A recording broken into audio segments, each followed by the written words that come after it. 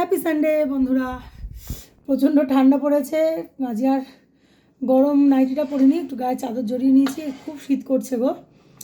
আর কেমন কাটাচ্ছ সবাই শীতের এই দিনগুলো একটুখানি কমেন্টস জানিও।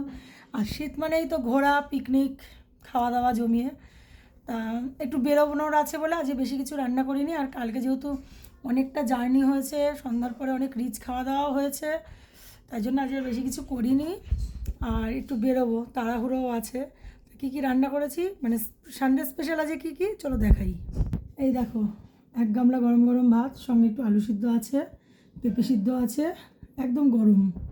আর ওই যে হাত মাখা ডাল সিদ্ধ, যেটা নাকি ঝুমপাতির কাছ দিয়ে শিখে এসেছি, সেই লঙ্কা তেল পেঁয়াজ দিয়ে একসঙ্গে বসানো হাত মাখা ডাল সিদ্ধ। আচ্ছা, সঙ্গে হচ্ছে এটা আমার সবথেকে প্রিয় শাক, মানে ছোলার শাক। ছোলার শাকটা বেগুন আর সিম দিয়ে করেছে, যে বড়ি দিনই। সঙ্গে 3টে হাঁসের ডিম হাফ বয়েল সিদ্ধ। এখানে আছে পেঁয়াজ কলি আলু ভাজা।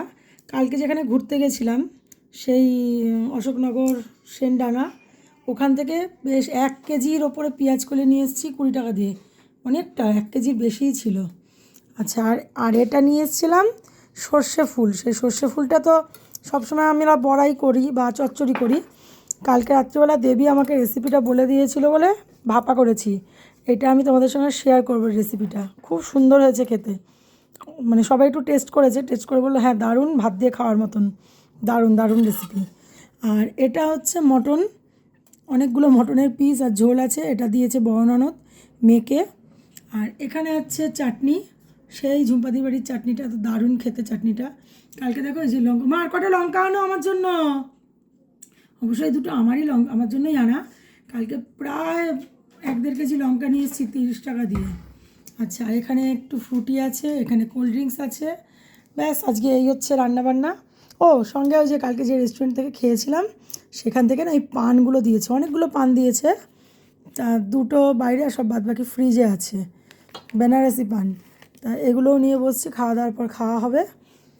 ওই যে মা কয়টা লঙ্কা দিয়ে দিল। এই হচ্ছে আজকে রান্নাবান্না, সানডে স্পেশাল।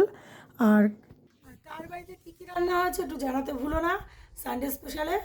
আর মেয়ে এখন অবধি চুল আছড়েই যাচ্ছে, কর্তামশাই ওখানে ওই যে শুয়েই আছে, ডাকবো এখনই। তো চলো, ভালো লাগলে একটু লাইক কমেন্ট শেয়ার করো, সঙ্গে থেকো, পাশে থেকো, টাটা।